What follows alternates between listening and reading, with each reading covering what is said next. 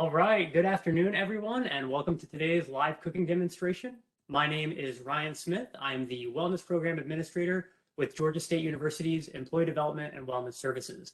I am a registered dietitian by trade, and I'm very excited to be cooking here with you today. Before we get started, just a couple quick things. We are going to be recording today's session, so if you want to share it with a colleague who may have missed it or view it again later, that recording will be made available on our EDWS YouTube page, which we'll be sure to share a link to. Additionally, if you have any questions or comments during today's session, please be sure to make use of the WebEx chat feature. It should be located on the right side of your screen. From there, you can put in any questions, any ideas. If you want to talk with some of the other participants while the session's going, we'll be sure to address all of those questions and comments at the end of today's session. So let's go ahead and get started. Today, we're going to be making black bean and avocado migas. So this is a really interesting dish. I actually hadn't made anything like this prior to testing out this recipe. I saw it online, thought it looked pretty good, and gave it a go recently and really enjoyed it. This is ideally made to be a breakfast dish, so you could certainly have breakfast foods at a lot of different times during the day. But the nice thing about it is it's a breakfast-centered dish that still has a lot of vegetables in it. Frequently, breakfast is a meal where a lot of us probably aren't getting vegetables. We might be getting some fruit, but this is a great way to sneak some in the morning and make sure we're starting our day off right. In terms of equipment, what we're going to need is just going to be a medium or large size skillet at a stovetop. Otherwise, you'll just need a cutting board and you'll be good to go. So in terms of ingredients, basically what we're going to be doing is we're going to be throwing everything in the skillet, cooking it together, and then putting some tasty toppings on it at the end. The protein for today is going to come from two places. One is going to be from the egg that we'll use, and then the other is going to be from the quarter cup of beans that we'll be using. Those are the primary plant-based source of protein from the beans, and then the animal-based from the egg. We'll get a little bit of protein coming from the cheese that we'll top it with as well, and then the rest of our ingredients are going to be contributing things like fiber, healthy carbohydrates, and a lot of vitamins and minerals. So the first thing we'll do is we're going to use a whole wheat tortilla. And the interesting thing about this dish, something that I hadn't done before in other dishes, is we're not using this as a wrap or anything like that. We're actually going to cut it up into several small pieces, and we're going to cook that in the skillet. It'll be just dispersed throughout the rest of the dish at the end of everything. So go ahead and take your tortilla. You can tear it into pieces if you want. I'm actually just going to cut through it and get some nice pieces going here. And the reason we're using a whole wheat or whole grain tortilla is that whole grains are going to be healthier for us. They have some nice nutritional benefits, including additional fiber, extra protein, extra B vitamins. So whenever you can, if you're choosing a grain, making it a 100% whole grain or whole wheat option is going to be a good choice. So all I'm doing is just sort of dicing this up into smaller pieces like that so that they can cook a little more evenly. Now, in our skillet, we're going to need oil to start off with. We're looking for about 2 teaspoons of oil. If you want to go a little heavier, you can, but we do want to watch the total fat content that we're putting into this. At the end of the recipe, we will have 2 more significant contributors of fat coming from the cheese and the avocado that we're putting on there. So that's why we don't want to go too heavy on the oil up front, because we've already got a great source of fat coming in. So about 2 teaspoons here. Just enough to get some on the skillet. If you'd prefer, you could also use cooking spray for this, and that would evenly coat the skillet as well. We'll heat that over a medium heat.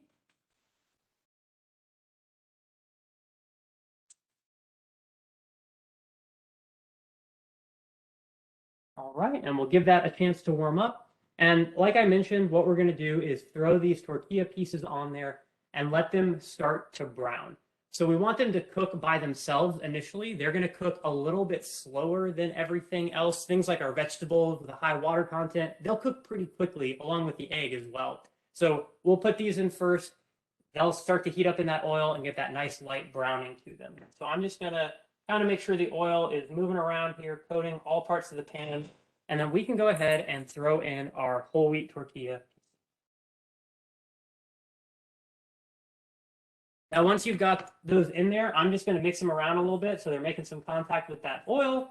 We want them to be spread out on the pan so that they can cook in a single layer. And we're going to leave that there for a minute while we start to prepare our vegetables. So we'll use a bell pepper today. You can use any color you want. Green is definitely going to look nice with some of the other ingredients, but since we have some green coming from the avocado, I've chosen to use orange, but whatever you prefer will definitely work. Now for cutting the bell pepper, since it's in a regular shape, I like to try to flatten it to make it a little easier to cut. So I cut the top off and the bottom off. And then we've sort of got this little hollow tube here with the pit in the middle there. Using the knife, I'll just cut where the membrane connects to those three pieces.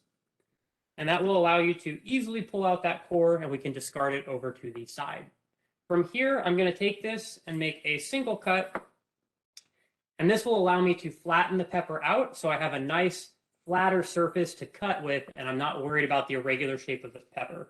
We're just going to make this into a nice dice here, just small pieces so that we can cook it evenly and not be too worried about things cooking at different temperatures or at different speeds.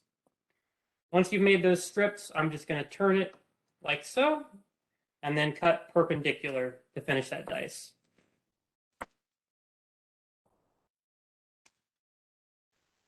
All right. And then for these top and bottom pieces, you can just run the knife back through. These cuts don't have to be quite as perfect. We're just aiming to make them about the same size as those other diced pieces.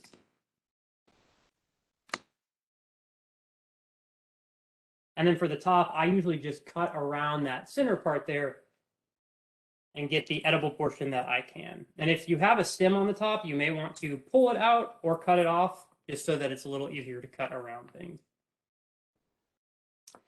And the bell pepper, I know I cook with these a lot. If you've seen some of my other demonstrations, I just really like them. They are fairly affordable. They're very nutritious. We got some vitamin C, vitamin A in there that they're giving us, which is excellent. Lots of fiber. So they're an easy thing to add to a lot of dishes. We're going to turn over here and just flip these around a little bit. I can see on the bottom of them that they are starting to brown. Unfortunately, there's not a great way for me to show you it, but they'll start to look like they're getting toasted. That's how we know that they are cooking well, and we'll want to add in our vegetables soon. So with those looking pretty good, let's go ahead and add in our bell pepper. And you'll hear that sizzle as the water content of the bell pepper hits the skillet. We'll go ahead and put in our 1/4 cup of beans. You can use black beans, pinto beans, any kind that you like. Just make sure that you've rinsed and drained them first. So 1/4 cup of beans. And then we'll add in a tablespoon of diced red onion. I went ahead and pre-prepared that. So we'll put that in to give it a little bit of flavor. At this point, I do recommend seasoning it. You are able to season it really with any seasoning you like. If you want to do cumin, a little bit of salt, a little bit of pepper. I'm going to be making use of chili powder today, which has some salt in it, along with some other spices to give it a nice little kick. And I'm just going to sprinkle that. And then let's mix all those vegetables around with those whole wheat tortilla pieces.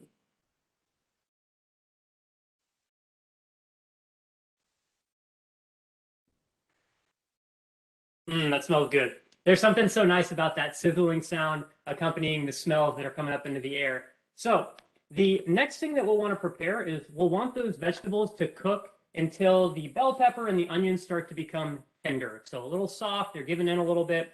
We'll go ahead and get our egg ready here.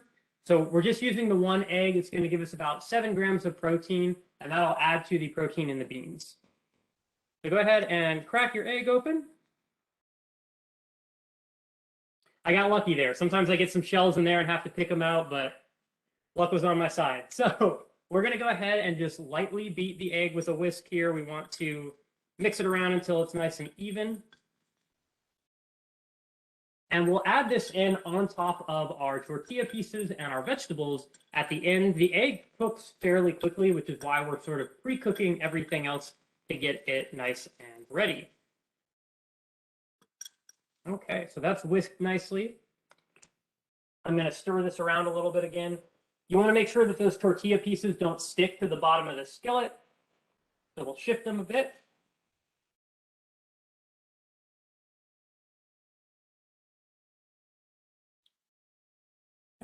And again, we want to cook the vegetables until they're tender. If you want to use a fork to sort of prod at them, you can test them. I'm just going to press in with the spatula, and you can kind of get a feel for how far along they are. We don't want them to be super crunchy when we bite into them like it would be if it's fresh. We do want them to have softened a little bit. If you've had things like fajitas before where they give you the vegetables that come with it, that's sort of what we're looking for in terms of the texture and how done we want it to be. Keeping in mind it is going to cook a little longer once we add the egg in. So we'll go ahead and pour the egg over the top of it now.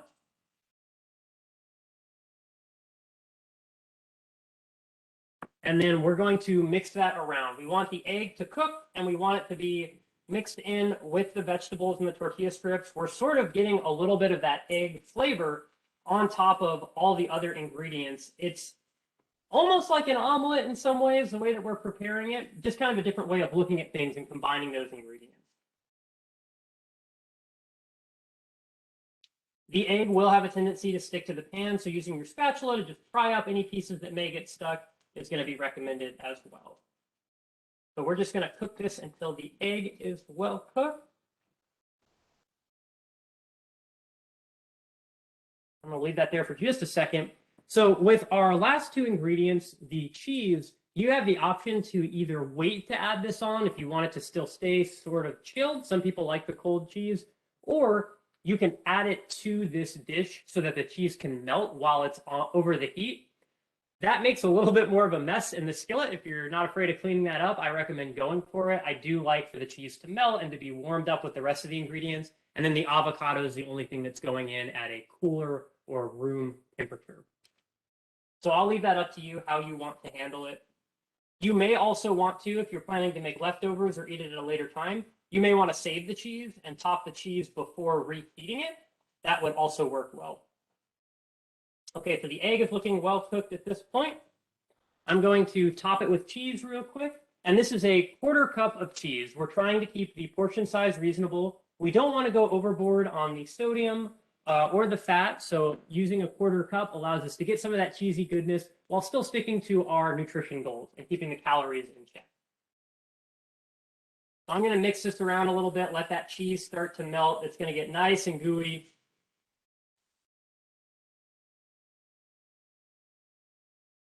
Okay, so at this point, we will kill the heat on that, and I'm just going to move it to a different burner here. And let me grab a plate.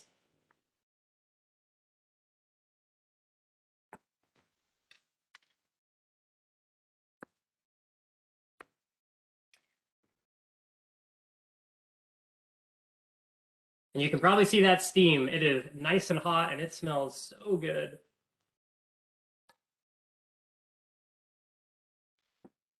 So in terms of volume, if we're looking at how much food this is, it looks like it's a ton of food. It's a very big looking portion. However, the recipe is actually designed to only make one serving. The total calories on this is only about 400 or 500 calories, a little bit in between there. And a lot of that has to do with the fact that even though it's a very high volume, most of it is coming from the bell pepper. We put an entire bell pepper in there. Vegetables are incredibly low in calories, so we don't really have to worry too much about that adding up. There's a single tortilla, which is about 120 calories, so very reasonable in terms of the carbohydrates and everything coming in. And the egg mostly adds protein and is not that many calories either. So this is a great breakfast. I'm going to now take the avocado pieces that I've diced up in advance and just kind of put those on top of there. And I'll try to get you a closer view of what that looks like. It's got a great smell to it. I think there's really appealing colors with the orange from the bell pepper and the bright green avocado popping off of there. And it's just really, really good. Pretty quick breakfast too, as you saw. You can make it in probably about 10 to 15 minutes.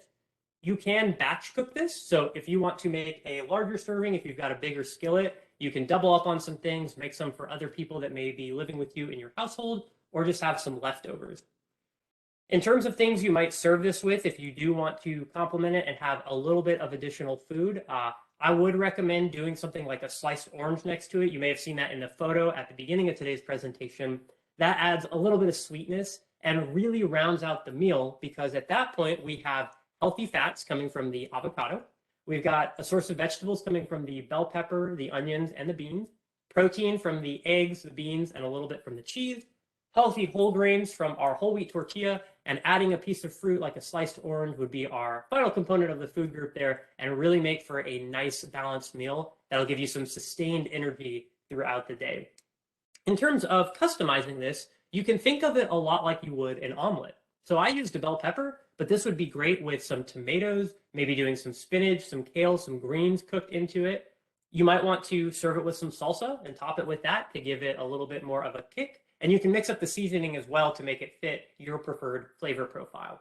So again, pretty quick and easy breakfast, very, very healthy, and it lands in about the 450 calorie range. I'll be sending out a copy of the recipe along with the nutrition information so that you can look at it and determine how it might fit into your daily plan and how you could adjust it to fit your needs. So again, if you're someone who maybe needs a little more food in the morning, you might be more active or a larger person, you could add that piece of fruit to give you a little bit more carbohydrates, or you may decide that you're good without that piece of fruit and that 450 calories and the carbohydrates present from the tortilla and the beans may be adequate for you.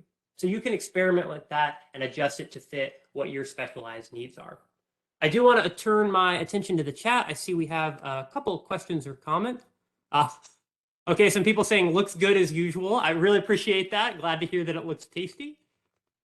Okay, so someone asked how much chili powder I added. Great question. So when I was cooking this here, I actually was kind of just doing it by a visual. I was just shaking it on top of it. Now, that is something that can get you into some trouble depending on what you may be adding.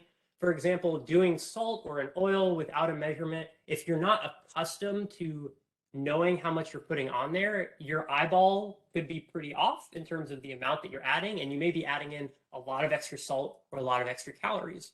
Something that I encourage people to do is to get used to measuring things out to sort of get a better idea of what something looks like. If you practice, for example, measuring a 1/4 cup of cheese like we did, eventually you'll have a better notion of, well, what does a 1/4 cup look like? What does a tablespoon or a teaspoon look like? And it's good to check in with yourself sometimes and make sure that your estimate is still lining up with what you think that it actually is. And that is for the chili powder. Like I said, I eyeballed it. I would recommend doing probably just a couple teaspoons of it to get some flavor since it is a single serving dish. We don't need to add a whole lot because those little bit of spices are going to go a long way. You might also want to add red pepper flakes or things like that. For stuff that has spice in it, I usually recommend that people just kind of follow their instinct on what they've done before with seasoning spicy foods. Some people may want it to be spicier than others. So in terms of a recommendation, when I send out that recipe, I will make sure that all the ingredients have a specific measurement in it, and you can use that as a baseline to then adjust around based on what you might prefer. All right, someone saying this has a lot of their favorite foods in one recipe. Love to hear that. Definitely a great combination. Like I mentioned, we're checking all those food group boxes, which feels great. Okay, see a couple of other just nice comments. Really appreciate that. Glad to hear that it sounds good. Question about the beans. Asked, did I rinse the beans? I did rinse the beans. So glad you asked that. When it comes to beans, I am using canned beans, which are packed in a little bit of sodium. We're trying to keep it heart healthy, so you can choose a lower sodium variety of canned beans. You'll see that marketed on the can whenever you buy it. You can also rinse and drain the beans in a colander beforehand, and that will get off some of the extra sodium, making it a little bit heart healthier, a little lower in sodium. So I do recommend draining and rinsing the beans if you're using canned.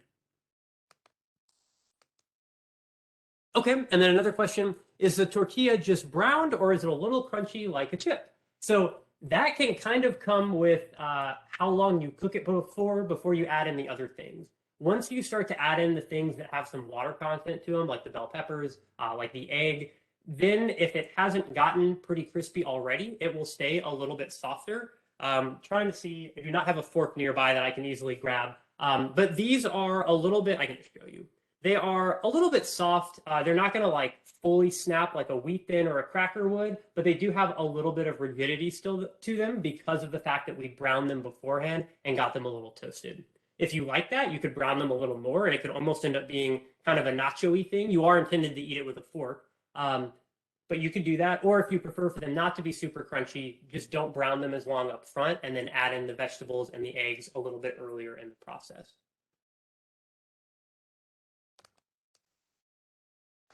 Okay. And then I see another comment about using egg whites. So great question. Whenever you use egg whites, what you're essentially doing is you're focusing on the protein aspect of the egg. Nutritionally, an egg has some protein and it's also got some fat to it. Now, the benefit of using the egg whites would be you'd focus on the protein and you'd have less fat and a little bit less calories. Since we added some avocado and cheese to this, that is a perfectly reasonable thing to do to want to maybe scale down some of the fat in the egg since we're making room for some other fats elsewhere in the meal. However, I will say that for those of you that like to use the entire egg, the fat portion of the egg does contain a lot of nutrients in it. So there is benefit to eating that. And it's certainly part of a balanced diet as well. Don't feel like you have to use the egg whites, but that is an option. If you like egg whites or you have some already in your fridge, that would work well in this dish. Here's a question about using a low-carb tortilla. You could definitely use a low-carb tortilla. The whole wheat ones do have carbohydrates in them, but because we chose the whole wheat variety, we're getting healthy carbohydrates with those things I mentioned, the fiber, the extra protein, some nice B vitamins. The lower carb tortillas would definitely work for this if you were someone who's trying to adjust the carbohydrate amount.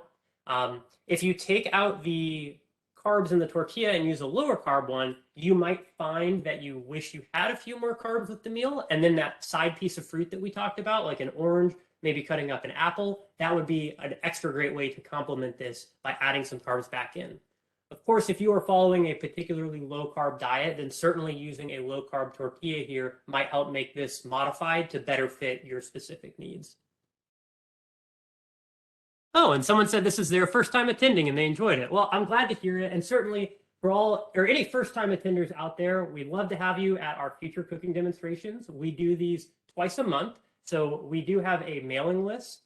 If you're not on that, you can email us at edws@gsu.edu and we can get you added to that. We do cooking demonstrations, guided meditation, we do workouts, stretch breaks, all sorts of great stuff. So if you're not on our mailing list, again, you can email us at edws@gsu.edu.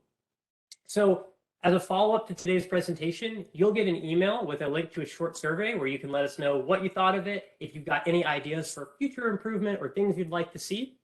That email will also contain a link to the recording as well as the recipe and nutrition facts for today's recipe. So let me take a quick glance at the chat again, make sure I didn't miss any comments. And I think I have gotten, let's see here.